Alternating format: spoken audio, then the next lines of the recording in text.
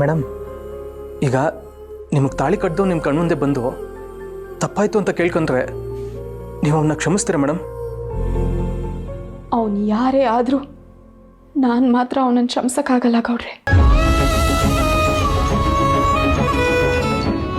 ಅವನು ನನಗೇನು ಮೋಸ ಮಾಡಲಿಲ್ಲ, ಆದರೆ ನನ್ನ ಜೀವನನೇ ಹಾಳು ಮಾಡಿಬಿಟ್ಟ. ಹಿಂದೆ ಮುಂದೆ ಯೋಚನೆ ಮಾಡಿದೆ ನನ್ನ ಬದುಕನ್ನೇ ಬಲಿ ತಗೊಂಡ್ಬಿಟ್ಟ. ಅವನೆಷ್ಟು ಕಣ್ಣೀರು ಹಾಕೋ ಹಾಗೆ ಮಾಡಿ ಅವನೆಲ್ಲೋ ಬಚ್ಚಿಟ್ಕೊಂಡು ಕೂತ್ಕೊಂಡಿದ್ದಾನೆ. ಅವನನ್ನು ನಾನು ಕ್ಷಮಿಸ್ಬೇಕಾ ಗೌಡ್ರೆ? ನೀವೇ ಹೇಳಿ. ಸಾರಿ ಗೌಡ್ರೆ, ಅವನ ವಿಷಯ ಮಾತಾಡಿದ್ರೆ ನನಗೆ ತುಂಬ ಕೋಪ ಬರುತ್ತೆ, ಅದಕ್ಕೆ ಹೀಗೆ ಮಾತಾಡ್ಬಿಟ್ಟೆ. ನೀವು ದಯವಿಟ್ಟು ಬೇಜಾರು ಮಾಡ್ಕೋಬೇಡಿ. ನನ್ನ ಮನಸ್ಸಲ್ಲಿ ಏನೇ ಇದ್ದರೂ ಅದನ್ನ ಹೇಳ್ದೇನೆ ಅರ್ಥ ಮಾಡ್ಕೊಳ್ಳೋದು ನೀವೊಬ್ಬರೇ. ಅದಕ್ಕೆ ನಿಮ್ಮ ಹತ್ರ ಹೇಳ್ಕೊಂಡು ಒಂದು ಸ್ವಲ್ಪನಾದರೂ ಹಗುರ ಹಾಕ್ತೀನಿ. ದಯವಿಟ್ಟು ಬೇಜಾರು ಮಾಡ್ಕೋಬೇಡಿ. ನಂಗೆ ಅರ್ಥ ಆಯ್ತದೆ ಬಿಡಿ ಮೇಡಮ್. ನೀವು ಸಮಾಧಾನ ಮಾಡಿಕೊಂಡು ಕಣ್ತುಂಬ ನಿದ್ದೆ ಮಾಡಿ. ಹಿಂಗೆ ಆದರೆ ತಲೆನೋವು ಬಂದ್ಬಿಡ್ತದೆ. ನಿಮ್ಮ ಜೊತೆ ಮಾತಾಡೋದೇ ಒಂದು ಸಮಾಧಾನ ಗೌಡ್ರೆ. Good night.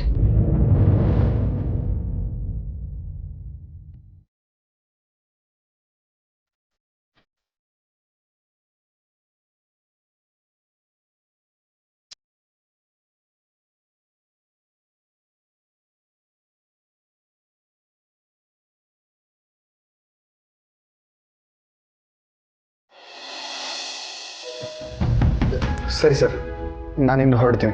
ಅರೆ, ನನ್ನ ವೈಫ್ ಬರ್ತಾರೆ, ಮಾತಾಡ್ಸ್ಕೊಂಡು ಹೋಗೋರಂತಪ್ಪ. ಪರವಾಗಿಲ್ಲ ಸರ್, ನನ್ನ ಫ್ರೆಂಡು ಕಾಯ್ತಿದ್ದೇನೆ ಅಂತ ಅವಾಗಲೇ ಹೇಳಿದ್ನಲ್ಲ, ನಾನು ಹೋಗಿ ಬರ್ತೀನಿ. ಬೇಜಾರು ಮಾಡ್ಕೊಂಡ್ಬಿಡ್ತಾರೆ.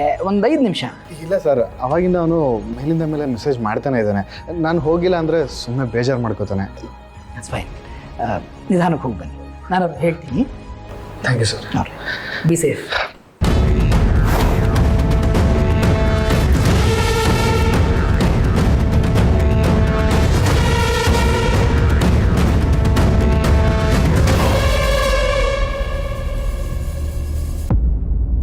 ಅಯ್ಯೋ ರೀ, ಎಲ್ಲ ಹೋದ್ರು ಅವರು? ಹೊರಟೆ ಬಿಟ್ರಾ?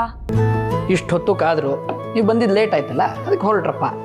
ಛೇ, ಇಂಥ ಕೆಲಸ ಆಗೋಯ್ತು. ಅಕ್ಕನ ಜೊತೆ ಮಾತಾಡ್ತಾ ಮಾತಾಡ್ತಾ ಟೈಮ್ ಹೋಗಿದ್ದೇ ಗೊತ್ತಾಗ್ಲಿಲ್ಲ ನಂಗೆ. ಇಲ್ಲಿ ಬಿಡಿ ಚಿನ್ನು ಮರಿ, ಅದಕ್ಕೇನಂತೆ, ಮುಂದೆ ಅವ್ರು ನಮ್ಮ ಮನೆಗೆ ಬರ್ತಾನೆ ಇರ್ತಾರೆ, ಆವಾಗ ಮಾತಾಡ್ಸಿದ್ರೆ ಆಯ್ತಂತೆ. ಸರಿ, ಈಗಲಾದರೂ ಹೇಳಿ ಅವ್ರು ಯಾರು ಅಂತ. ಅವ್ರು ಯಾರು ಅಂತ ನಾನು ನಿಮಗೆ ಹೇಳಲ್ಲಪ್ಪ. ಏನು ಇದು ಇಷ್ಟೊಂದು ಸಸ್ಪೆನ್ಸು? ಅವ್ರು ಯಾರು ಅಂತ ಹೇಳ್ಬಾರ್ದಾ? ಯಾರು ಅಂತ ಹೇಳಲ್ಲ, ಆದರೆ ಒಂದು ಕ್ಲೂ ಕೊಡ್ತೀನಿ. ನಮಗೆ ಜಮೀನು ಮಾಡ್ತಿದ್ದಾನಲ್ಲ, ಅವ್ರ ಮಗ ಅವರು. ನಿಮ್ಗೆ ಅವ್ರು ಗೊತ್ತು? ನಂಗೂ ಗೊತ್ತಾ?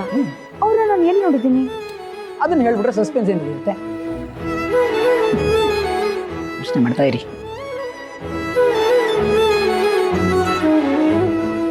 ನೋಡಿದ್ದೀನ?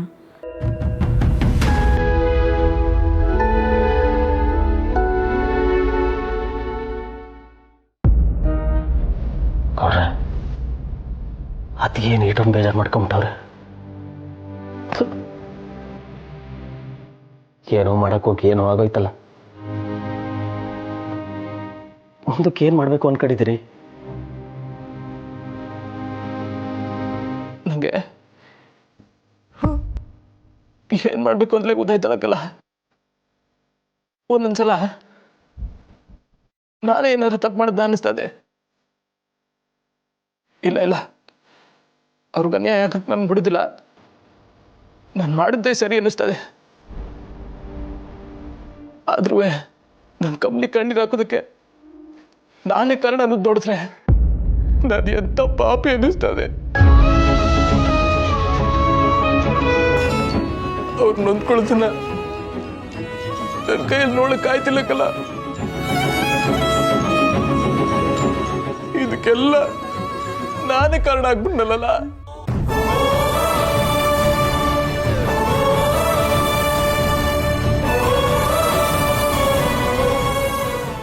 ಅತ್ತಿಗೆ ತಾವು ಹೋಗಿ ಹೇಳ್ಬಿಡಿ ಅಂದರೆ ಬೇಡ ಅಂತೀರಿ. ಅವ್ರ ಮನೆ ಹತ್ರವಾದ್ರೂ ಹೋಗಿ ಅವ್ರ ಹತ್ರನಾದ್ರೂ ಹೇಳ್ಕೊಳ್ಳಿ ಅಂದರೆ ಅದಕ್ಕೂ ಬೇಡ ಅಂತೀರಿ. ಅದಕ್ಕೆ ಅಲ್ವೇ ತಲೆ ಕೆಡ್ತಾ ಇರೋದು. ಹೆಂಗೆ ಹೇಳಲ್ಲ, ಇವ್ರು ತಾವು ಹೇಳಿದ್ರೆ ಖುಷಿಯಿಂದ ಒಪ್ಕೋತಾರೆ ಅನ್ಕೊಂಡಿದ್ದೆ.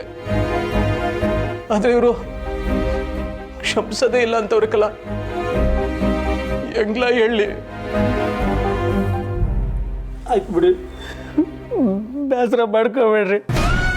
ನಿಮಗೂ ಬೇಸರ ಆಯ್ತದೆ, ನಿಮ್ಮನ್ನು ನೋಡಿ ನನಗೂ ಬೇಸರ ಆಯ್ತದೆ. ಆಯ್ತಿಲ್ಲ.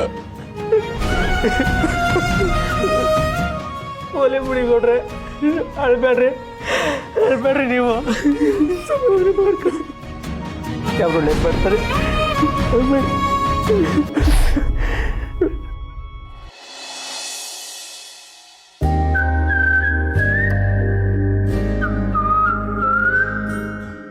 ಅಜ್ಜಿ ನೀರು. ತಂದೆ ಪುಟ್ಟ.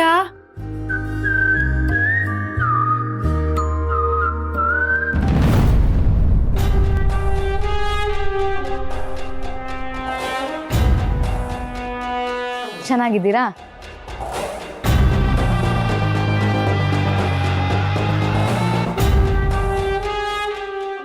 ಬಂದ್ಲು ಶೂರ್ಪನಖಿ. ಯಾಕೆ ಭಾವನಾ, ನಾವು ಬಂದಿದ್ದು ನಿನ್ಗೆ ಇಷ್ಟ ಆಗಿಲ್ಲ ಅನ್ಸತ್ತೆ? ಹಾಗೇನಿಲ್ಲ. ಖುಷಿ ಪುಟ್ಟನ ನೋಡಿ ಸುಮಾರು ದಿನ ಆಯ್ತಲ್ಲ, ಅದಕ್ಕೆ ನೋಡ್ಕೊಂಡು ಹೋಗೋಣ ಅಂತ ಬಂದ್ವಿ. ಹೇಗಿದ್ಯಾ ಖುಷಿ ಪುಟ್ಟ? ಅವಳು ಚೆನ್ನಾಗೇ ಇದ್ದಾಳೆ. ಅವಳು ಚೆನ್ನಾಗಿದ್ರೆ ನನಗಷ್ಟೇ ಸಾಕು ಭಾವನಾ.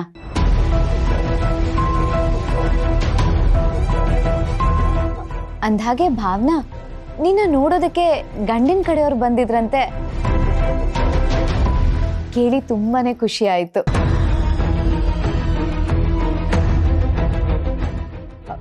ಎಷ್ಟು ದಿನ ಅಂತ ನೀನು ಒಂಟಿಯಾಗಿರ್ತೀಯ ಹೇಳು? ಏನೋ ನಮ್ಮ ಹಣೆ ಬರಹ ನಡೆದೋಯ್ತು. ಹಳೇದನ್ನೆಲ್ಲ ಮರೆತು ನೀನು ಹೊಸ ಲೈಫ್ನ ಸ್ಟಾರ್ಟ್ ಮಾಡು. ಒಳ್ಳೆ ಸಂಬಂಧ ಬಂದ್ರೆ ಒಪ್ಕೊಂಡು ಮದುವೆ ಆಗು. ಆಗ ನಿನ್ನ ಲೈಫ್ಗೂ ಸೇಫ್ಟಿ ಇರುತ್ತೆ, ಖುಷಿ ಕೂಡ ತುಂಬಾ ಚೆನ್ನಾಗಿರ್ತಾಳೆ.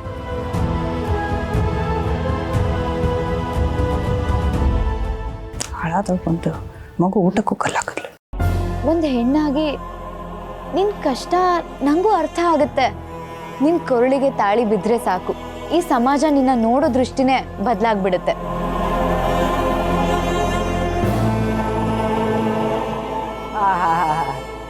ಭೂತದ ಬಾಯಲ್ಲಿ ಭಗವದ್ಗೀತೆ. ಖುಷಿ ಬಾ.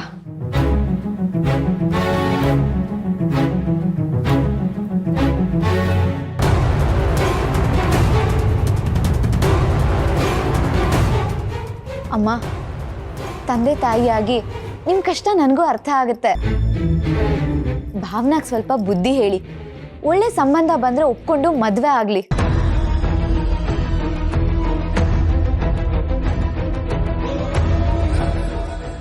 ನಾವೇನ್ ಬರ್ತೀವಿ.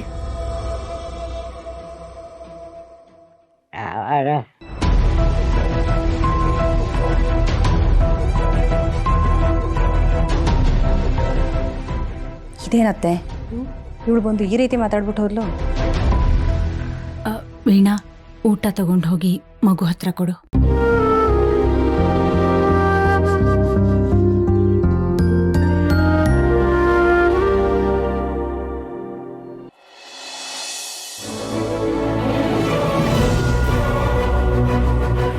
ಮುಂಜಾವಿಗೆ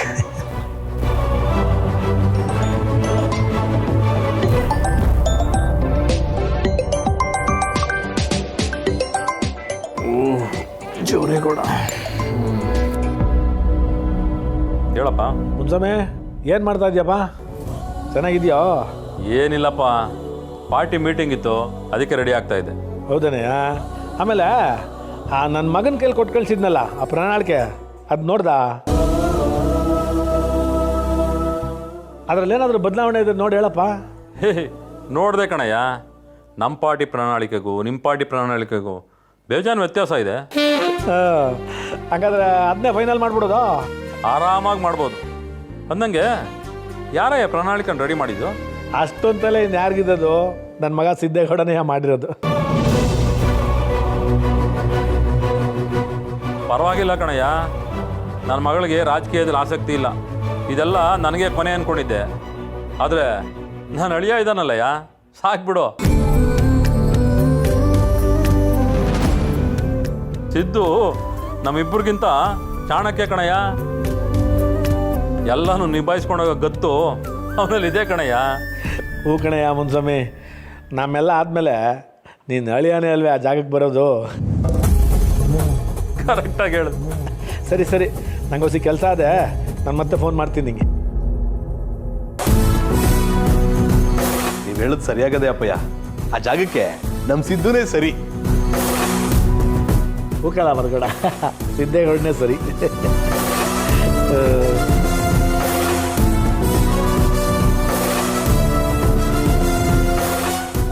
ಇವನೊಬ್ಬ ಯಾವಾಗಲೂ ಅಪ್ಪನ ಮಾತಿಗೆ ಹೂ ಅನ್ನೋ ಕೋಲೆ ಬಸವ. ಹಿಂಗೆ ಬಿಟ್ಟರೆ ಇವ್ರ ಜೊತೆಗೆ ನನ್ನನ್ನು ಹುಲ್ಮೇಯೋಕೆ ಹಾಕೋತಾರೆ. ಈಗ ನಾನು ಏನು ಮಾಡಿದ್ದೀನೋ ಆ ಎಲ್ಲ ಪ್ಲ್ಯಾನ್ ಕರೆಕ್ಟಾಗಿದೆ. ಸಿದ್ದುನ ಅವ್ರ ಅಪ್ಪನಿಂದ ದೂರ ಮಾಡಿದ್ರೆ ಅವ್ರ ಜಾಗಕ್ಕೆ ನನ್ನ ಗಂಡನೇ ಬರ್ತಾನೆ. ಆಮೇಲೆ ಎಲ್ಲ ಸರಿ ಹೋಗುತ್ತೆ. ಬಂಗಾರಿ, ಮನೆಯಿಂದ ಹೊರಡಬೇಕಿದ್ರೆ ಅವಳನ್ನ ಯಾವುದೇ ಕಾರಣಕ್ಕೂ ಮದುವೆ ಆಗಕ್ಕೆ ಬಿಡಲ್ಲ ಅಂತ ಹೇಳ್ತಿದ್ದವಳು ಇಲ್ಲಿ ಬಂದು ಮದುವೆ ಆಗು ಅಂತ ಒಳ್ಳೆ ಚಿಕ್ಕಪ್ಪನ ಮಗಳಿಗೆ ಹೇಳೋ ಥರ ಹೇಳಿದೆಯಲ್ಲ, ಏನು ಪ್ಲ್ಯಾನ್ಸ್ ನಿಂದು? ರವಿ, ಇದೊಂಥರ ಸೈಕಾಲಜಿಕಲ್ ಟ್ರಿಕ್ ಇದ್ದ ಹಾಗೆ, ಎಸ್ಪೆಷಲಿ ಹೆಣ್ಮಕ್ಳಿಗೆ ಅಪ್ಲೈ ಆಗೋದು. ಇದನ್ನು ಆಲ್ರೆಡಿ ಇನ್ನೊಬ್ಬರ ಮೇಲೆ ಪ್ರಯೋಗ ಮಾಡಾಗಿದೆ, ಇವಾಗ ಭಾವನಾ ಮೇಲೆ ಮಾಡ್ತಿದ್ದೀನಿ ಅಷ್ಟೆ. ಏನು ಹೇಳ್ತಿದ್ಯಾ ಬಂಗಾರಿ? ಹೌದು ರವಿ, ಹೆಣ್ಮಕ್ಳಿಗೆ ಅವ್ರಿಗೆ ಯಾವ್ದು ಇಷ್ಟ ಇಲ್ಲ ಅದನ್ನ ಮಾಡು ಮಾಡು ಅಂತ ಹೇಳಿದ್ರೆ ಅವ್ರು ಅದನ್ನ ಮಾಡಲ್ಲ. ಅದೇ ಮಾಡಬೇಡ ಅಂತ ಹೇಳಿದ್ರೆ ಇಮ್ಮಿಡಿಯೇಟ್ ಆಗಿ ಮಾಡ್ತಾರೆ. ಅದಕ್ಕೆ ಭಾವನಾಗೆ ಮದ್ವೆ ಆಗು ಅಂತ ಹೇಳ್ದೆ. ದಟ್ ಮೀನ್ಸ್ ಅವಳ ಮದ್ವೆ ಆಗಲ್ಲ. ಓಹೋ, ಸೈಕಲಾಜಿಕಲ್ ಡ್ಯಾಮೇಜ್ ಅದು ನನ್ನ ಬಂಗಾರಿ ಅಂತ. ಬಾ.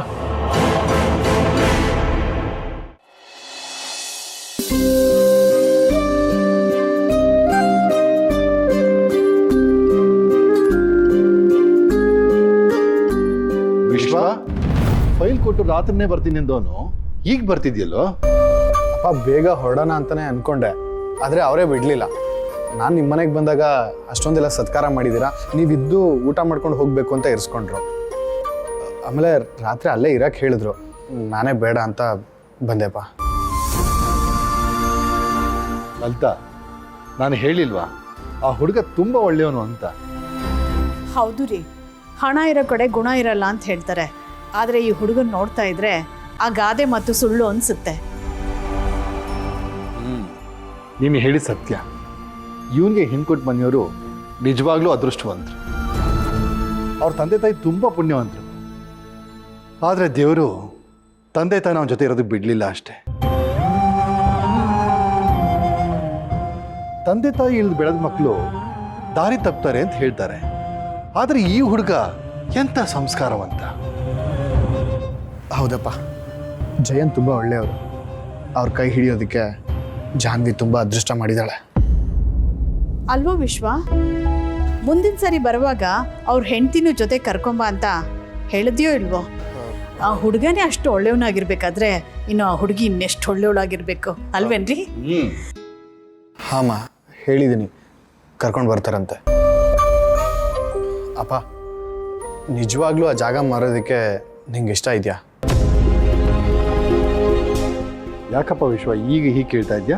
ಅಲ್ಲ, ನಾನು ಮಾರಬಾರ್ದು ಅಂದ್ಕೊಂಡಿದ್ದವನು ನೀನು ಹೇಳಿದ್ಮೇಲೆ ಮಾರಬೇಕು ಅಂತ ಅಂದ್ಕೊಂಡೆ. ಈಗ್ಯಾಕೆ ಹೀಗೆ ಕೇಳ್ತಾ ಇದ್ಯಾ? ಏನಿಲ್ಲಪ್ಪ, ನೀವು ಮೊದಲು ಆ ಜಾಗನ ಮಾರಬಾರ್ದು ಅಂತ ಅಂದ್ಕೊಂಡ್ರಿ. ನನ್ನ ಬಲ್ವಂತಕ್ಕೆ ಒಪ್ಕೊಂಡ್ರಲ್ಲ, ಅದಕ್ಕೆ ನಿಜವಾಗ್ಲೂ ಇಷ್ಟ ಇದೆಯೋ ಇಲ್ವೋ ಅಂತ ಕೇಳ್ತೀನಿ ಅಷ್ಟೆ. 4 ಜನಕ್ಕೆ ಉಪಯೋಗ ಆಗುತ್ತೆ ಅನ್ನೋದಾದರೆ ಜಾಗ ಕೊಡೋದೆ. ಸರಿಯಪ್ಪ, ನಾನು ಫ್ರೆಶ್ ಅಪ್ ಆಗಿ ಬರ್ತೀನಿ. ಹಾಂ, ಸರಿ.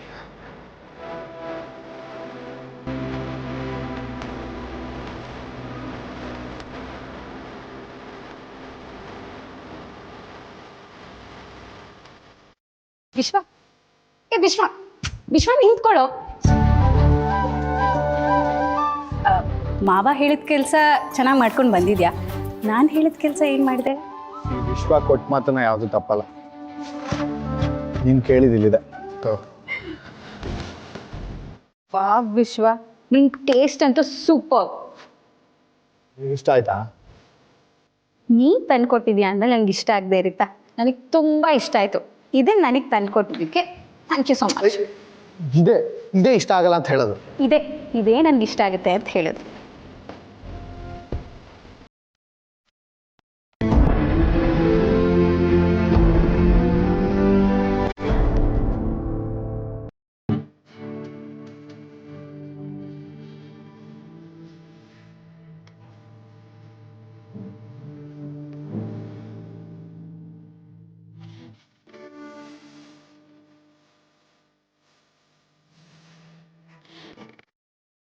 ಸೀನಾ, ಆ ಗಂಡನ ಕಡೆಯವ್ರಿಗೆ ಫೋನ್ ಮಾಡಿದ್ಯೇನಪ್ಪ?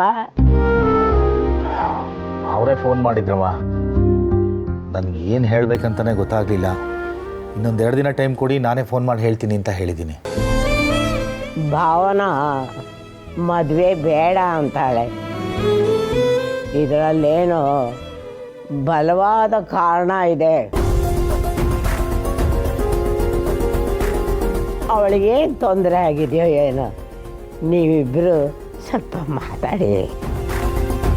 ಅತ್ತೆ, ನಾನು ಇಷ್ಟು ದಿವಸದಿಂದ ಅವಳನ್ನು ಕೇಳ್ತಾನೆ ಇದ್ದೀನಿ. ಅವಳೇನು ಬಾಯಿ ಬಿಡ್ತಾ ಇಲ್ಲ. ನಿಮಗೆ ಗೊತ್ತಲ್ವಾ ಅವಳು ಹೇಗೆ ಅಂತ. ಮನಸ್ಸಲ್ಲಿ ಎಷ್ಟೇ ನೋವಿದ್ರೂ ಒಳಗೊಳಗೆ ಕೊರಗ್ತಾ ಇರ್ತಾಳೆ. ಮನೆಯವ್ರಿಗೆ ಆ ನೋವು ಕೊಡೋದು ಬೇಡ ಅನ್ಕೋತಾಳೆ. ಲಕ್ಷ್ಮಿ, ಸಮಯ ನೋಡಿ ಬಾಬನ ಜೊತೆ ಒಂದ್ಸಲ ಮಾತಾಡು.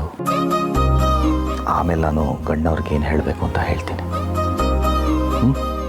ಮಾತಾಡುವ, ಹುಷಾರು. ಬರಲಾ ಅಮ್ಮ? ಬರ್ತೀನಿ.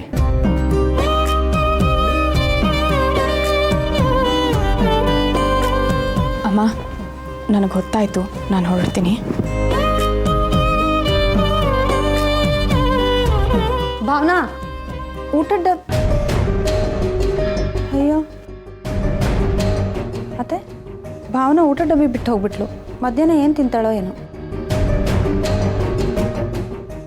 ಯಾಕೆ ಭಾವನಾ ಒಂಥರ ವಿಚಿತ್ರವಾಗಿ ಆಡ್ತಿದ್ದಾಳಲ್ಲ, ಏನು ಅಂತಾನೆ ಗೊತ್ತಾಗ್ತಾ ಇಲ್ಲ.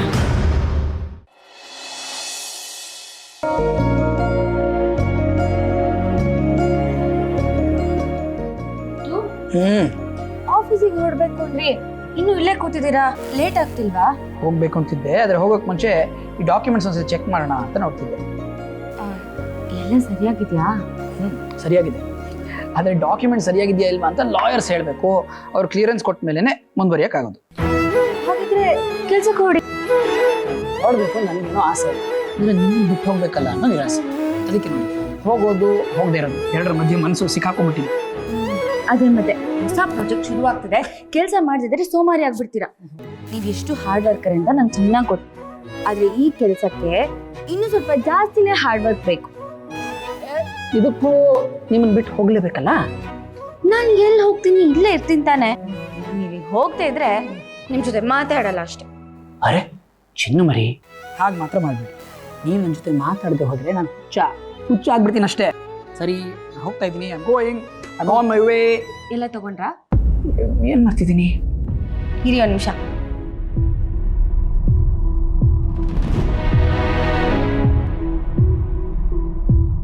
ತಗೊಳ್ಳಿ ಕರ್ಚೀಫ್. Thank you.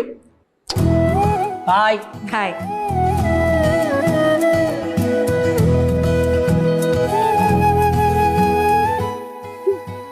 ಏನಿದು ಮಕ್ಕಳ ತರ?